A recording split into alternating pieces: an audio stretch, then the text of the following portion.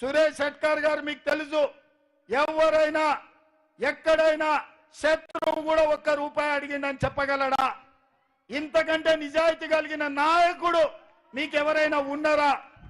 ఇంతకంటే మంచోడు, మెత్తటోడు, మీరు పిలిస్తే పలికేటోడు, మీకు అండగా నిలబడేటోడు, ఆనాడు హైదరాబాదు రాష్ట్ర విముక్తి కోసం నిజాంలకు వ్యతిరేకంగా రజాకర్ల కర్కశత్వానికి అడ్డంగా నిలబడి వాళ్ళ తాత కొట్లాడిండు, వాళ్ళ నాయన మంత్రిగా పనిచేసిండు.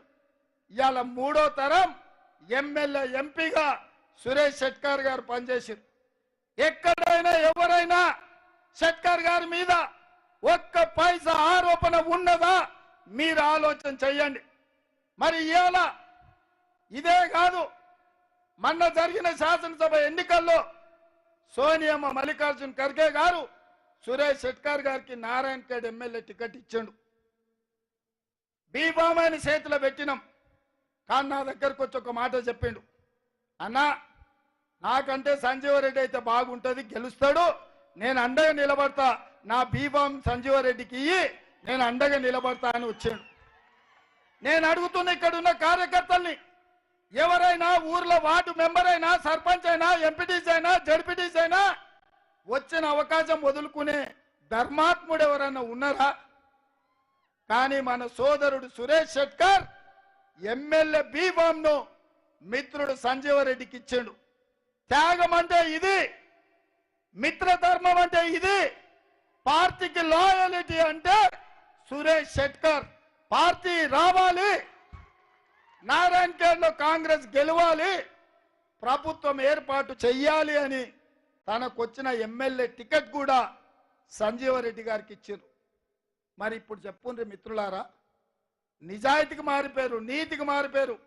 మీ ప్రాంత అభివృద్ధి కోసం కష్టపడేవాడు, వచ్చిన పదవిని మిత్రుల కోసం త్యాగం చేసినోడు ఇవాళ కాంగ్రెస్ పార్టీ సోనియమ్మ మీ జైరాబాద్ ఎంపీగా నిలబెట్టినరు. ఇవాళ మీరు అండగా నిలబడాల్సిన అవసరం ఉందా లేదా ఒక్కసారి ఆలోచన చెయ్యండి.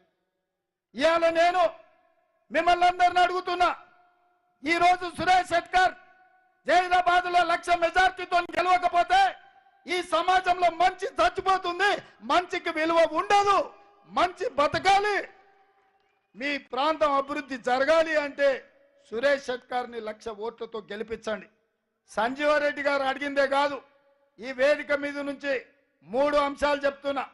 Intermediate state rank, second rank, 4th rank ఎక్కడైతే వచ్చిందో అక్కడ 24x7 లైబ్రరీ కోసం నిరంతరం పిల్లలు చదువుకోవడానికి స్పెషల్ డెవలప్మెంట్ ఫండ్ నుంచి 2 కోట్ల రూపాయలు నిధులు ఈ వేదిక మీద నుంచి మంజూరు చేస్తున్నా. అదే విధంగా ఈ ప్రాంత అభివృద్ధి కోసం, ఆడబిడ్డల కోసం మహిళా ఐటీ